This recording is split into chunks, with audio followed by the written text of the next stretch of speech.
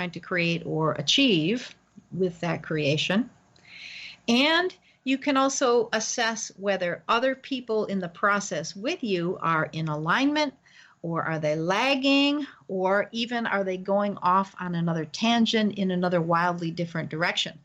So when you focus, particularly in a process, on a pinpoint, and you pivot around, not only do you see more clearly and assess where you are now, but it allows you to shift and change much more easily because you are pivoting, and pivoting is movement, and it's a lot easier to move when you have momentum. So you can then choose at that point, once you've done that assessment and checked your alignment, you choose either to continue as you are, or make adjustments in the plan, or maybe even change your trajectory because of new information you found out leading up to that point. So there is a whole creative system for this process that I call focus, pocus, power. It's because it's almost like magic when you apply your focus and your creativity and towards some outcome that you want to achieve. And you actually deal with 3 different arenas, and you're going to notice the creative aspect. Focus, pocus, power, of course, has a certain ring to it, but also the process is delineated as the now, how, and wow process.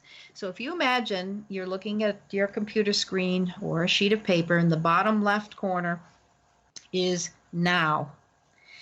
Upper right corner is wow. And then the whole section across the page up at a 45-degree-ish angle through the middle is the how. So you can either start with the now, meaning you have a need or a wish or dissatisfaction with the current situation. You don't like the work environment. It's too toxic, and you're unhappy there. And so then that's your now. And you want to then say, well, I want a better work situation. So you move up to the wow, and then define and refine what's your ideal working environment. Or it can be you start with the wow. You just have something you want, or you desire, or you seek, or it's a goal of yours.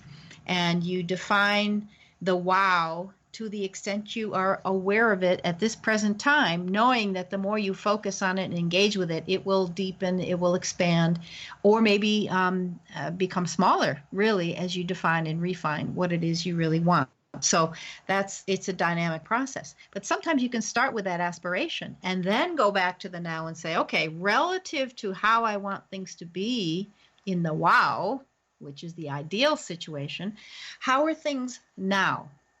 So ultimately, you're setting up a system referred to by Robert Fritz in his old book called The Path of Least Resistance. He calls it structural tension, because you set up a structure and pull the tension. You feel the tension of the distance and the gap between how things are now and how you want them to be. I call it creative tension. Personally, and I'll explain why in a minute, and that has to do with the how. So you've got your now and you've got your wow, whichever one came up first. And then the how through the middle are the steps that you're going to take to move yourself from the now to the wow. You can take 2 routes.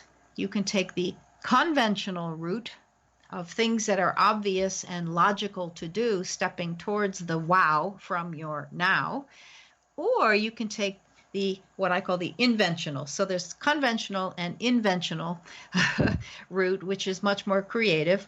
It's where you actually use your creativity toolkit. You actually look around and you find alternative options to what's logical and expected in terms of reaching your wow from your now.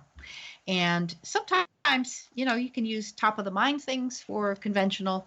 You can also use, like I said, the next logical steps.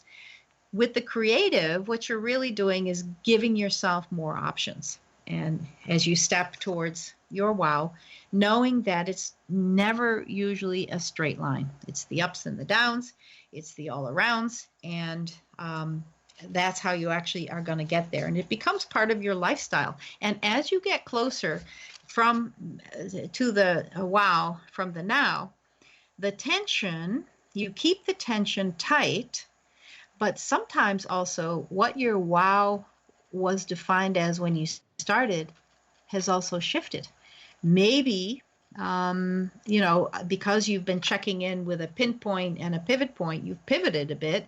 And so now you redefine and refine your wow to be something slightly different. Therefore, you may need to reassess what's conventional and what's inventional in terms of creativity in order to get yourself there.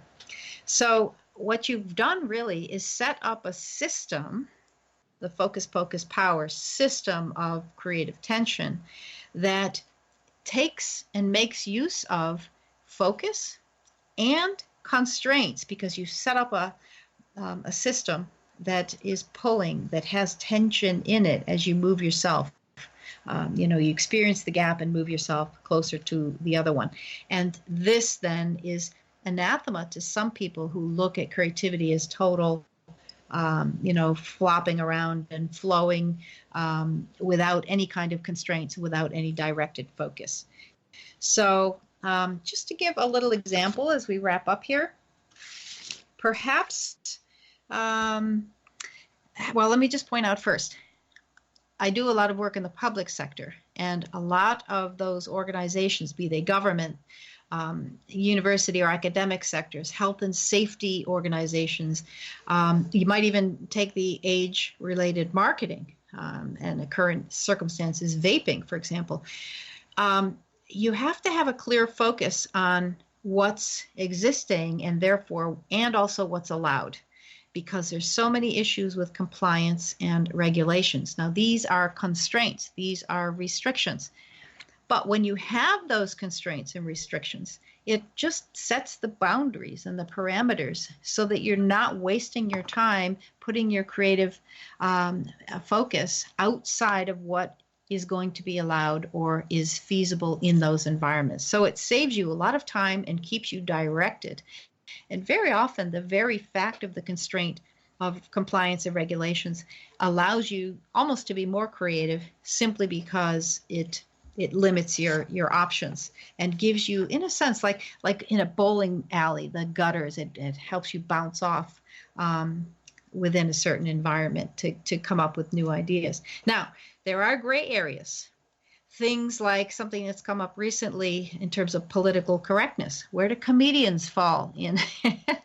With people plunking rules of political correctness on comedians, how can they poke fun at us and ourselves without being considered racist or